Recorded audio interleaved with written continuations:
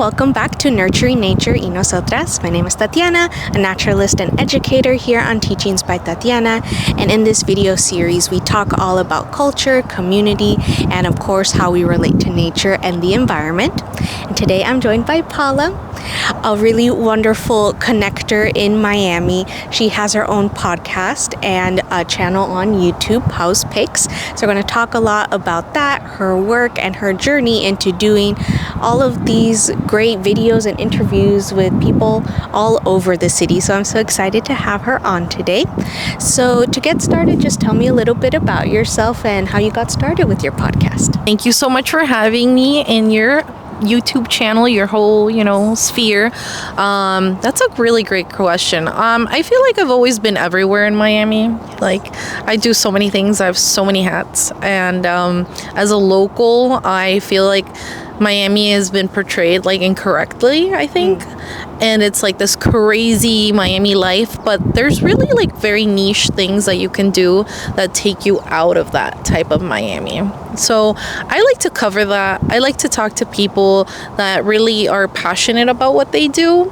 And so I've met you, I've met other creators who just want to branch out, do what they love, be inspired, bring positivity to the community, and, just little by little. So I feel inspired by people like you and others. So, yeah, that's why it inspired me to do that.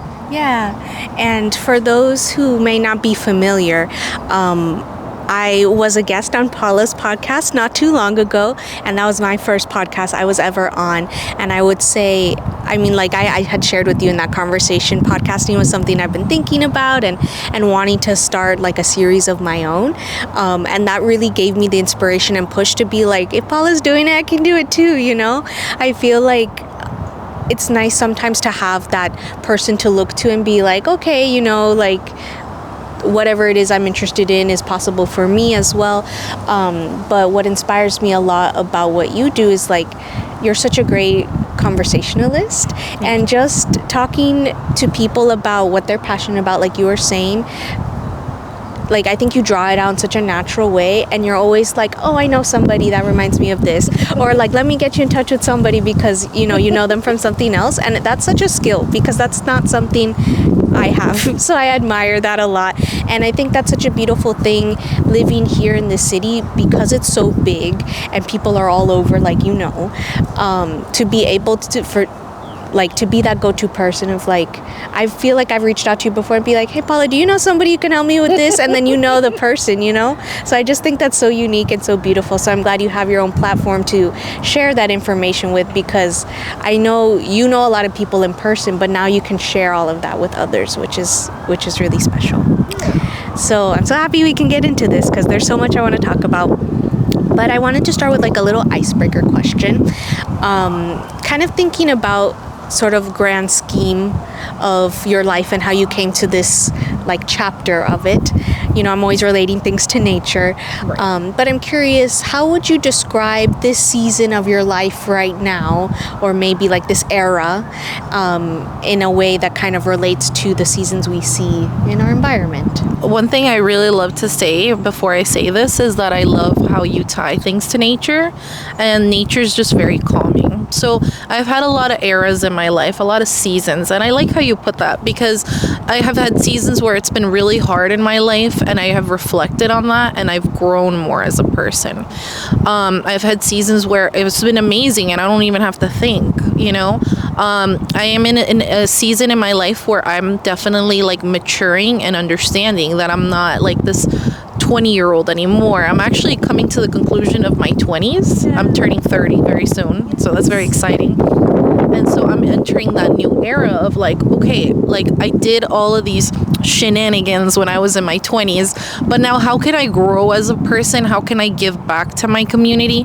Because at the same time, and this is interesting because the whole content creator thing, a lot of people look at it like, you just want to be an influencer. You just want people to look at you and like your pictures.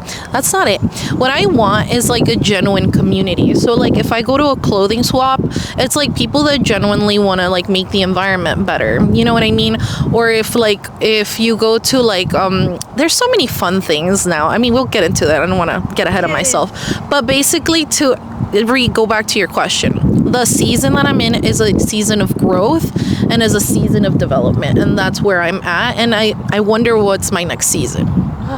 Oh my God, that was so powerful. Like, I've had so many different responses to that question, and I love how you answered it. You didn't really stick into the box of like, I'm a winter. You know what I mean? Which is totally fine, if people give that answer.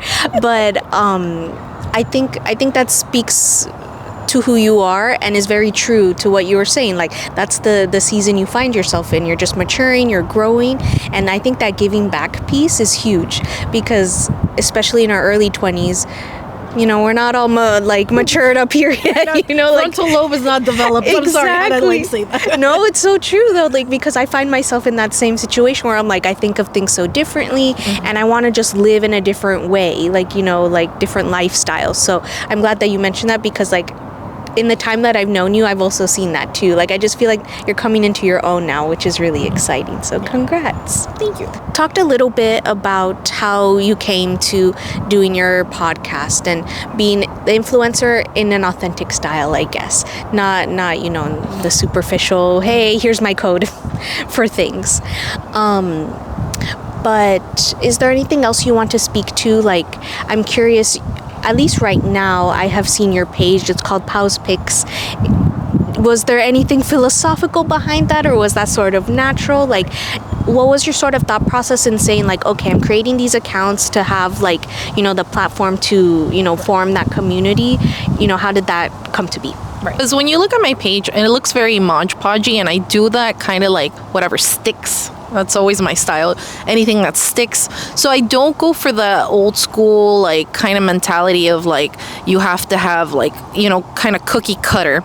And I also don't want to bash people that have their style. I want to be clear. It's not because, I'm, like, hating on somebody. That's my style. And I like that it's malleable. Or malleable? Malleable. Because if I can one day, just dedicate about Miami, because right now it feels like a case study on Miami, then in a few years, maybe it could be a case study on another place. And I would hope to do that. Yeah. Miami is also very different and changes. So I feel like since I started in 2023 with this case study, if you will, it's super different than what it is now. I think it keeps changing so fast. I'm not, even though I know so many people and I do so many events, I feel like I'm not catching up to the speed that Miami is developing. It's a hard thing to kind of capture, because like you said, it's always changing, and different events going on depending on like what new businesses pop up, or time of the year. I can understand how that's challenging. But I think that's part of your appeal, because that was something I noticed the first time I came across your page. I was kind of like, at first, oh, what are her picks? Like, well, what exactly is the direction of what you were going in? But then it was easy to follow. It was just like whatever that kind of comes to you that you want to highlight, So I think that makes it even more true to yourself and your voice, because it's like stuff that interests you. You try a lot of new things all throughout the city, which is exciting. So then people get that information too and say, hey, let me check out this business or that event, So I think there is definitely a value to not really having it so polished and cookie cutter, because it's just really you giving your perspective, which I think is what you're going for, and that's what you're achieving. And Miami's such a unique place. Like, I also feel like in my work, I definitely emphasize the Miami of it all, because that's where we are and that's how we grew up. This place is very important in very different ways. And I feel like, similar to you, hopefully this business of mine branches into other locations, and wherever the world takes me, the wind takes me. But I do really appreciate kind of starting here, because I get to honor where I came from and give back to the community that I'm a part of, right? And it comes it comes up for me in different ways, whether I'm thinking about teaching classes in Spanish or offering, tiered prices to accommodate other people's budgets. Like, it's a very, not challenging, but very, because we know this place so well, I think it puts us in a position where we can really try to cater to the people who live here and want to have a positive community that's not just like, the nightlife and other things to do in the city. Right. So with all of that, I think culture plays a huge role because there's so many people that live here that come from so many different backgrounds. But I also love to honor people who are like me, because it's true. Like, I think I saw in your post the other day, you were in Pittsburgh, right? I was in Pittsburgh. I want to talk about that in a second, but I think I saw in one of your posts you were talking about how like Miami feels like a bubble, and when you go outside, you definitely are like, wow, the world's different. You know, it's not croquetas and cafecito all the time, and that can be hard. Like, especially like I think for me as well, and I am sure you understand that too. It's like you don't have those little creature comforts you're used to. It's definitely a little bit of a culture shock to go somewhere else. So all of that to say is that I love that we can encompass how great this city is, because you know it's not just what you see online.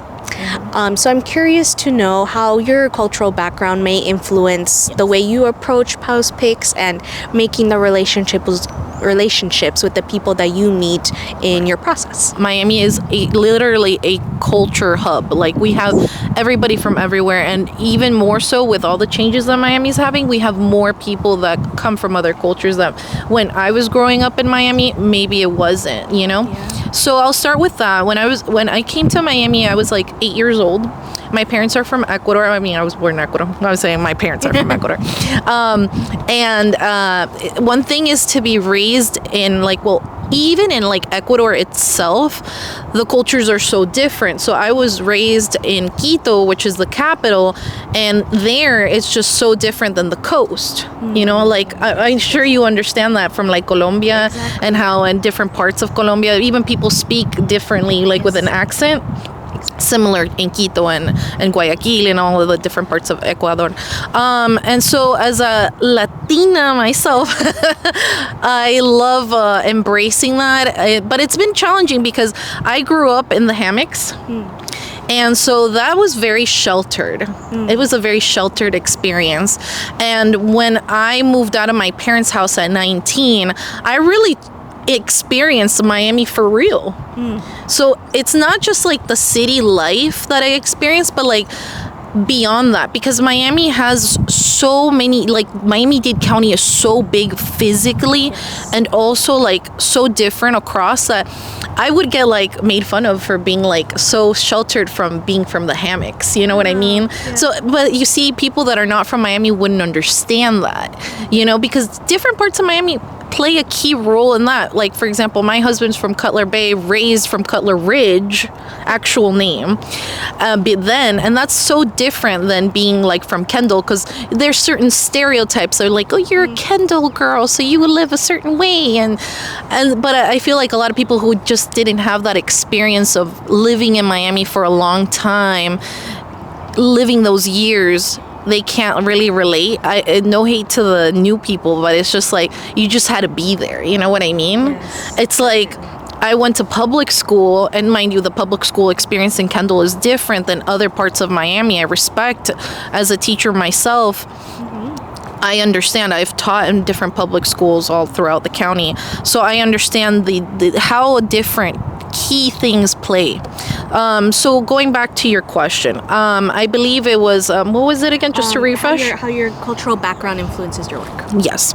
So definitely, I think being raised in the hammocks, being raised in Quito for a little bit of my life has impacted me.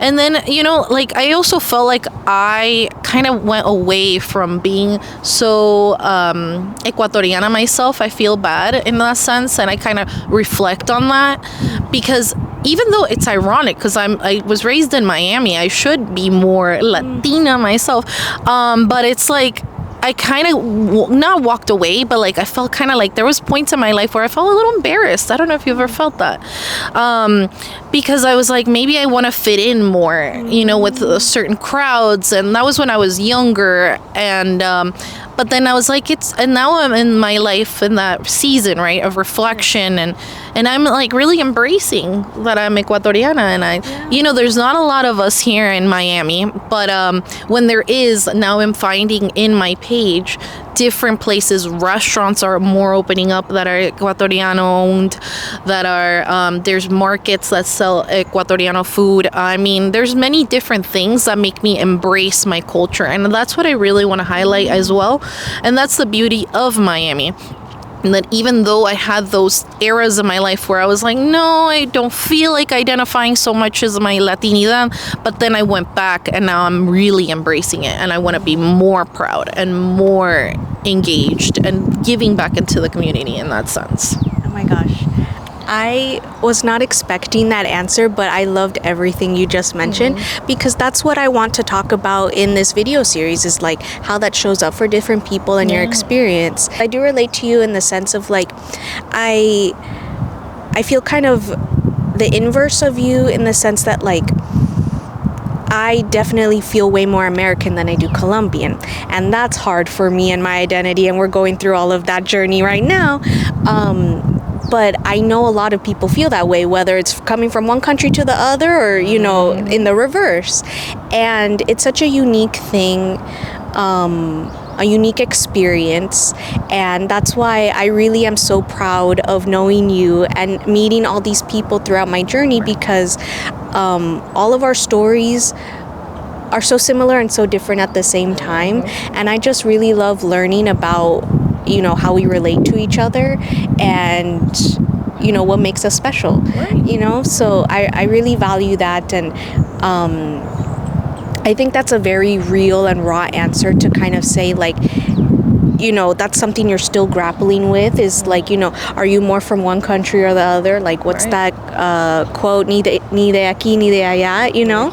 And it's like that manifests in everything. When you go to the store, if you find your products are not something you're familiar with, when you're at work and you're trying to talk to someone and they're maybe a new Miami resident, not from here, and you're like, okay, you know, you got to sort of like show them the ropes, because this is a very unique place. So it's like, I really appreciate your answer, and I'm so excited to talk to more people who live here, because I feel like we all have such a variety of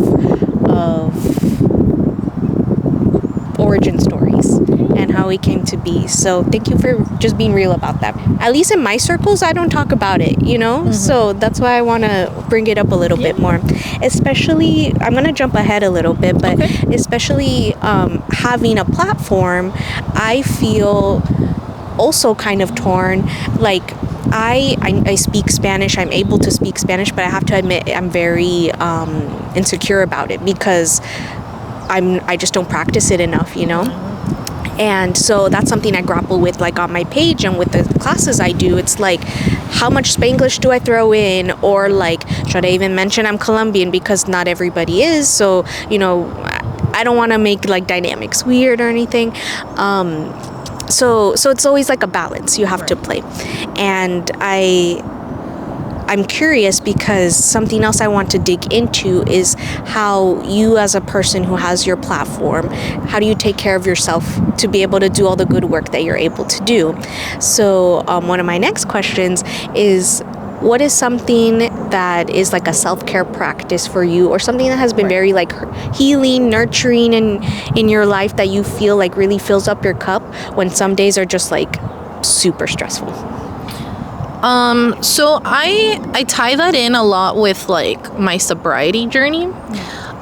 Because if I'm not able to like talk to people and like really just connect to people and like just breathe, find like a way to get out of myself, you know, like get out of my problems, because life can get hard, you know, and it's never perfect.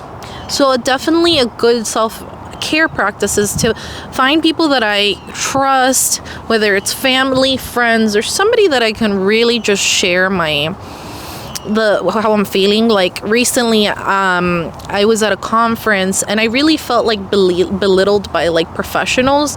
But what I did, instead of just feeling down on myself, was rather just talk to people. And when you talk to people, you actually understand that there's a lot of people that feel the same way and that have gone through those experiences, and you're not alone. And I think that's an important thing to understand, that you're not alone when you go through a problem. A lot of people go through similar things, and I think that is like a really wonderful thing when you open up these community events. A lot of people just share stuff that they're going through, and then you're there for them, not only just because, you know, you're there for that event, but you're also there as a person, and you understand how to get through something really difficult. And it's never easy, and it's just to know that you have support, or you at least try to build support little by little. It starts. You got to start somewhere, you know, advocate for yourself. I love that. And I feel like even more so these days, especially the way I think about like life now, timeline wise, is like pre and post COVID, because that was such a crazy time. But I do see how more people are seeking that community to find people to relate to, and that's so powerful. And I think is also like very validating and can be fulfilling for you as well. Somebody who's bringing people together or joining a community, you can be like, hey, this is what I have going on, or like, oh, I know how you feel, let's talk about it. So I think that's something that is kind of not overlooked, but maybe something people don't really think about, is like just a simple conversation can be really, really powerful. So I think that goes really nicely into the next question. You can speak to maybe an event you've been to or organized, or maybe one of the interviews you have done. But I'm curious, what has been a story that you have learned from somebody that really impacted you, or maybe inspired you to do something, like just something memorable during your journey of Pau's Picks? I've met people from all walks of life. And a story that really has touched me is, I'm trying to see, because there's a lot. I can imagine. But I can say it as I think all of them.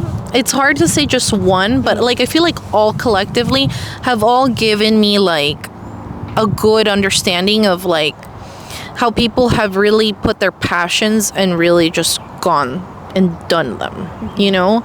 Like, for example, when I interviewed Swan, like, her passion is for her magazine, and her magazine Underbelly really shows how much she loves food, but not only just the love of food in the scene, is also like the people who make the food, the restaurants that dedicate their businesses. It's all that passion behind the sense of community. She talks about the sense of community. So I want to say that the sense of community has been an ongoing theme in each story of every person I've interviewed. Like, for example, even I interviewed Jim, who owns the Miami's alternative shop of clothes, and his passion, you know, like where he's from, and he came to Miami to fulfill this dream that just kind of like luck that came. It's just so cool. So then he built that community, and it's not just for people who dress alternatively, but it's a community that you can just go there and shop and not feel judged or anything like that. So I think community is always fun, and all of these stories, and the stories that I still have yet to tell, you know, I'm sure you find that like people just have all these cool things to share to you that sometimes it's like, wow, like how do I pick just one, you know? It's such a great question. So yeah. Well, I'm glad you have a lot of things you can look to, because I think that's a huge part of your podcast, is trying to find that sort of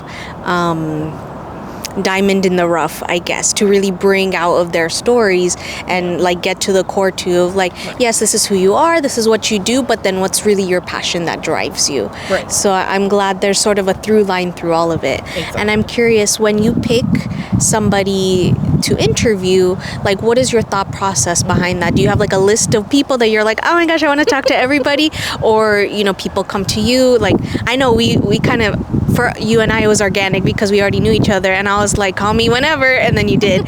So yeah, I'm just curious about other people you have met. How did that work out? So definitely my page, now that I reflect more on it, it's a case study, because I have been doing it since 2023, and I've met a lot of people, a lot of people. But I feel like a simple reel doesn't never did it justice. So that's why I was like, you know what? I really want to go for the long format. After, first year of really physically going to places and meeting people, as I went on to year 2, I'm like, okay, how can I, take those experiences I did before and how can I make those connections deeper? And so with that being said, I really was like, okay, now I'm going to reach out to these people. They already know me. And so let me see if I can, talk to them and can I actually record that conversation? And so from they already know me to recording it to building, these questions that really can get them to share those passions, those goals, those dreams. And people just love to share what they're passionate about, and it's to them, it's like a really big honor. And so I love doing that because it's fun. I mean, literally the point of my page is not to make money. It's not a business. It's like literally just for fun because I just have such a great time getting to know these people. I have some friends who have described my podcast like there's other YouTube channels who interview people and they're people that maybe are struggling or maybe have gone through things and they just share their life. I think genuinely that whole idea, that premise of just getting people to just share their overall experience is just very interesting for people to watch because you learn something new. And so to keep learning something new, and then it builds on the extra layer of how Miami is so different and unique already, and the Miami that people don't know about. So then that adds to that layer. So those two together really give that what I'm trying to go for. And then I pick someone. And then sometimes it goes back to my theme overall, whatever sticks, I also do that too. I'm not ashamed to admit that sometimes I'm like, you know what, I'm just gonna shoot my shot and see if that person lets me, and then I've gotten a lot of rejection. I'm not gonna lie, I've gotten rejection and it's okay. The time will come when the time will come, and some people, maybe that's not their style, and I respect that. Even though I got to meet them and it'd be so cool to hear their story, maybe they're not ready to share their story, and that's okay. Maybe they want to do it in a different way, and it's just opening up that opportunity, Absolutely. And I like how you can meet people where they're at because I can understand some people are like me. I was like, sign me up. I'm ready. This would be so great. But some people, like you said, it might not be their style. Maybe it's not the right time. So many other factors. So I think that respect piece, I think, really goes a long way as well because at the end of the day, these are also just people. So, as much as they're maybe on your wish list or something, you got to kind of respect it. But I think it's nice, and I appreciate that you mentioning, like, while you've had so much success and a lot of yeses, there also have been nos, because I feel like whether it's a business, starting a YouTube channel, whatever it is, it's so hard sometimes to be like, what if I get that rejection, then what, and then I think just in what you answered alone made me feel inspired of like, just kind of keep going. Whatever is meant to be will be. And I think as long as you're putting your best foot out there and still sticking true to like what your vision is for whatever your goals are, then it'll work out little by little. This next question is kind of interesting, and I'm interested to hear how you will answer it, because I sort of framed this question sort of. Let me gather my thoughts. Well, I'll give you a background as to how I would answer it, and then you tell me your perspective. Cool. The next question is, how do you interact with people who are maybe new to your work? And I was thinking about that, for example, from my perspective. Sometimes I have people who are like, I'm so interested in plants, but I've never planted anything. I don't know the names of the plants outside. Like, they're starting from zero. And sometimes that can be challenging, especially if you're in like a group environment, because you'll have some people who are like, I know all of this information, I'm ready to go. And so to balance like both expectations and knowledge levels is challenging. I'm sure you understand that from a teacher standpoint. But I'm curious if in your podcasting process or like going to events and meeting people, if this actually might relate to the last question, maybe some of the rejection you've gotten. Yes. If you've gotten a little bit of that pushback, whether it's like, hey, I want to interview you, or hey, I want to do this event, like, I don't know. How have you dealt with that? Because you know, like I said, you always want to put your best foot forward and really try to be like, I got this, but then sometimes you don't got this. So yeah, what's your take on that? So that's a really good question, because we got to keep it real. Yes. Got to keep it real. You know, this is this adventure that I'm in, this journey, and that's why in my bio it says exploring, because it's literally exploring. You have to have some really thick skin. Like, you really have to have some thick skin, because I've experienced a lot, and it's just not only just the rejection side of it. Sometimes I've like gone to like areas where I'm like, hopefully my car is still there when I come back, you know. So other than that, it's just like understanding that I am going in this journey and I'm really here to explore, and that's my whole goal. And like, staying true to my goal and surrounding myself with people who are very inspiring. So for example, I think I mentioned this in my episode with you, that your consistency re-inspired me. I burn myself out. Sometimes that is the true of the matter. That's part of my personality. Sometimes I do so many things, so many times, over and over, and then I burn myself out. And then I'm like, whoa, how do I get back on the horse? And so when I do that, and I'm like, oh, I really actually like this. And I find people like yourself who are very consistent with it, and you just try to push yourself back into it, try to do it again, and surround yourself with people who are going to give you positive feedback, but also realistic feedback. You know, like, sometimes it might be things that are not like super positive that you're gonna get back, but it's sometimes criticism can help you improve. That's also an area of growth, always, in both professionally, life, in this venture that I have going on. Whether, I don't even think it's a business, it's more of like just like me doing this for fun. And it's just learning, keep learning. It's like riding a bicycle, I would describe it. You fall, you get hurt, but you get back on, and you do it again. Yeah, absolutely.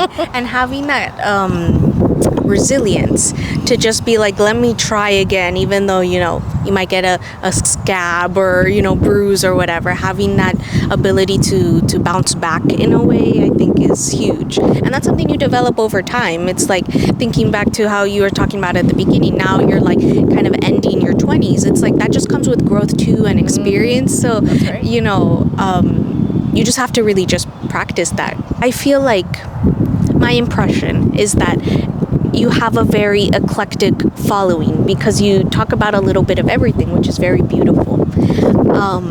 And I'm curious if you have ever thought about the people you have connected with, whether it's online or in person, what their kind of personality is.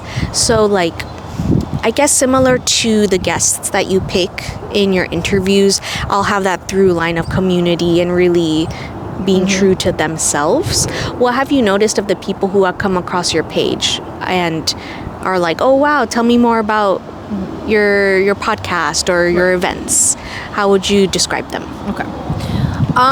So the audience aspect of it would definitely be very varied, right? Because we've introduced already.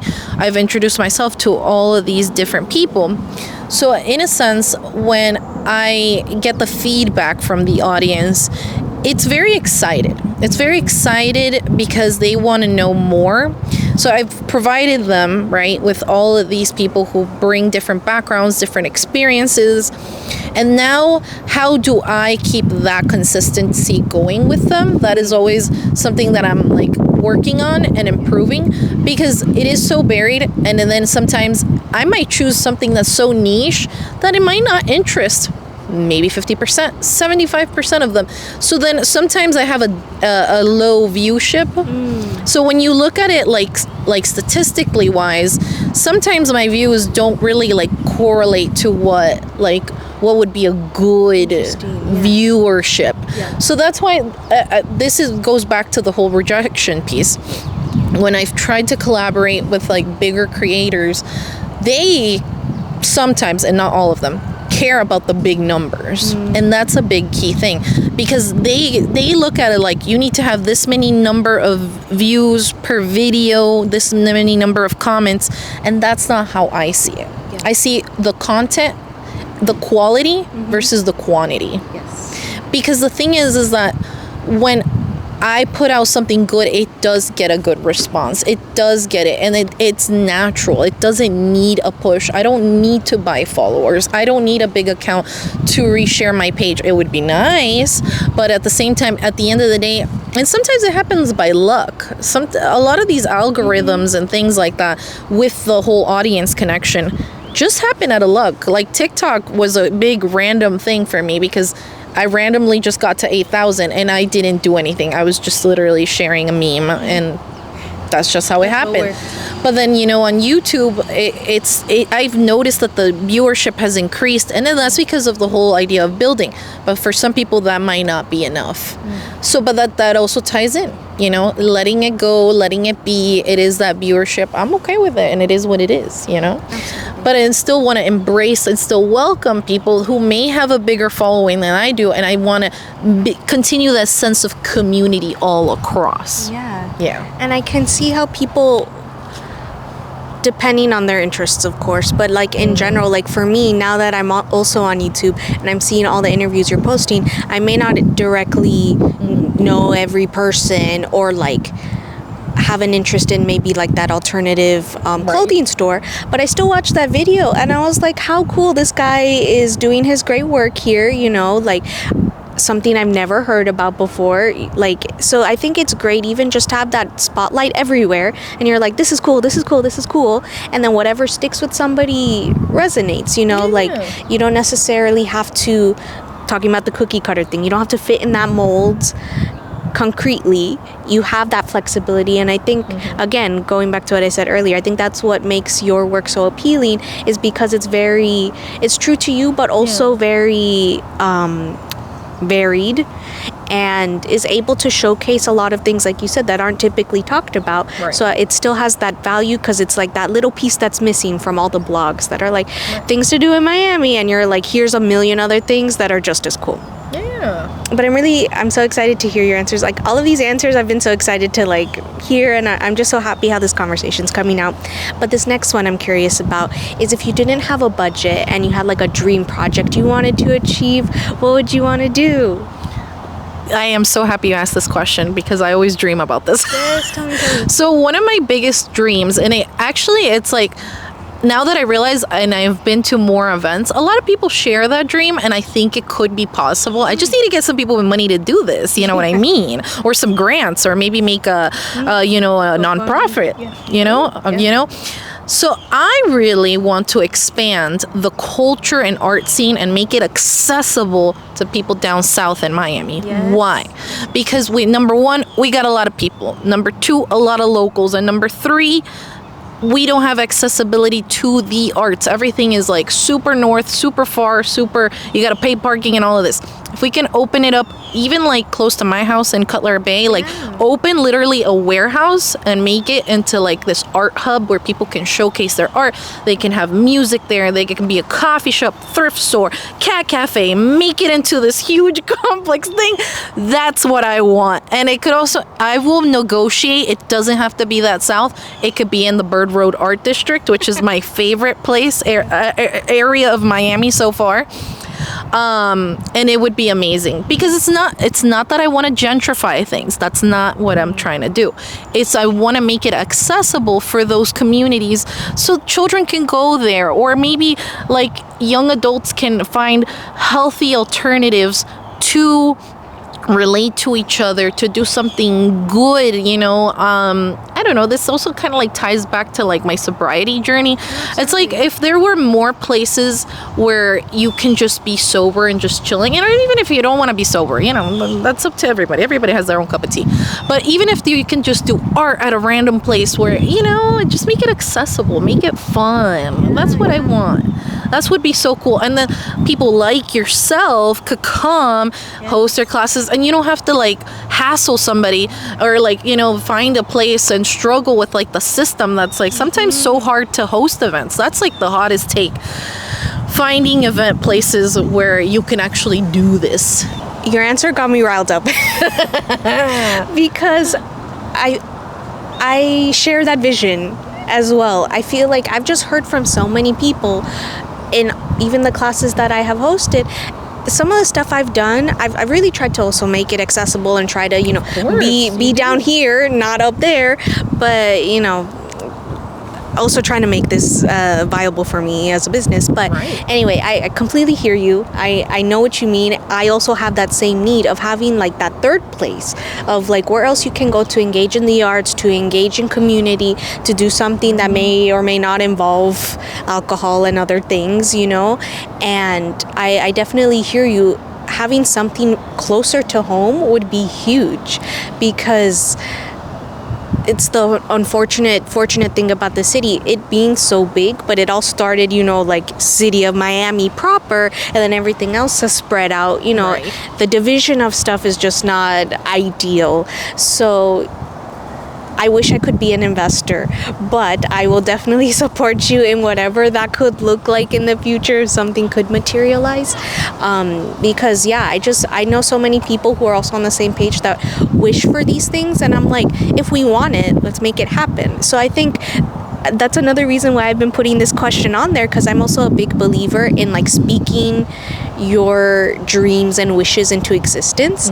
Now I know this is a really big thing, so it might take time, but I think maybe somebody watching this who might be a part of a nonprofit or I don't know, have their own art studio already, that would be welcoming to you to open their doors. Like, you never know what could happen. So I also believe a lot in just like saying, this is far-fetched, but I want this to happen. So I think just kind of having your eyes on the prize in the sense could make it a reality one day. And I'm ready to support you. So whenever you need me, you just call me. So if someone's interested in getting into like the Miami art scene and getting more into culture, perhaps starting their own podcast, would you give any advice to someone who is in that first step of their journey? I think not only just to cover the Miami scene, right? The landscape. I think you also kind of have to be passionate about it. Because I've seen now, I don't know why TikTok has literally made my whole For You page about people exploring Miami, but and my hottest take is that they don't seem genuine about it. It's more of like, come with me, and now you're gonna go to this place, and it's not like I'm taking you along for this journey, like this is what I want you to see, It's more of like I'm fulfilling a quota rather than doing what I really want to do.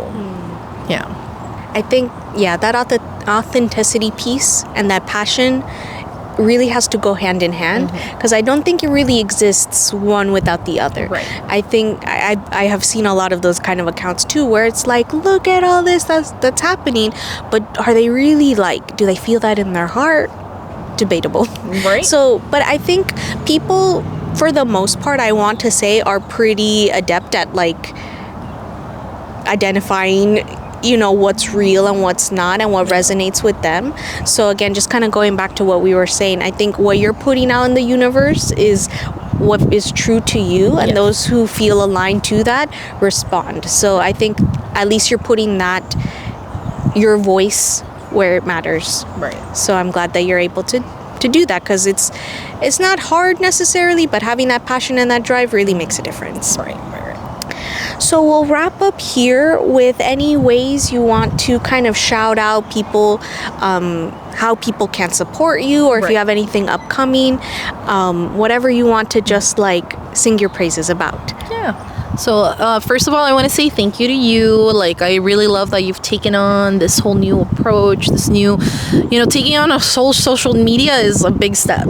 So big congratulations to you, because YouTube has always had a loving space in my heart. So I love YouTube since I was very young. I saw a lot of YouTube creators and they've inspired me.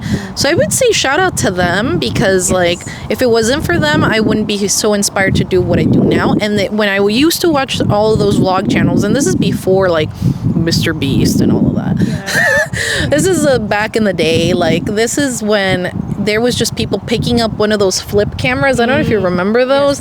And they would literally in public, just be like this, and they'd be like, I am here and I'm vlogging, and it was just funny. It was just that time.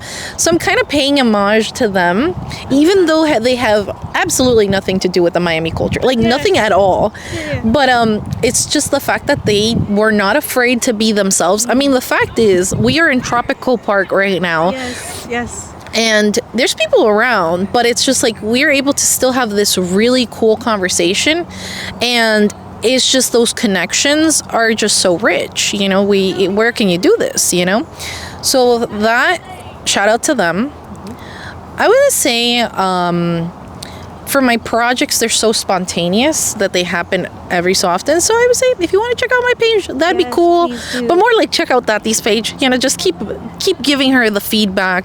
Keep showing her love, because you know you really have a business. I'm just doing this for funsies, but you have it going. But I know you'll take off too. Like Thank I told you. you since okay, so we're in Tropical Park, and we used to do these things called troppy walks. What's the thing? And that's not the name I gave. That was Raquel. Shout out to her. Raquel, shout out to you, girl. Yes, but I lost my train of thought. I was just so excited. The troppy walk. Troppy walks, but then business.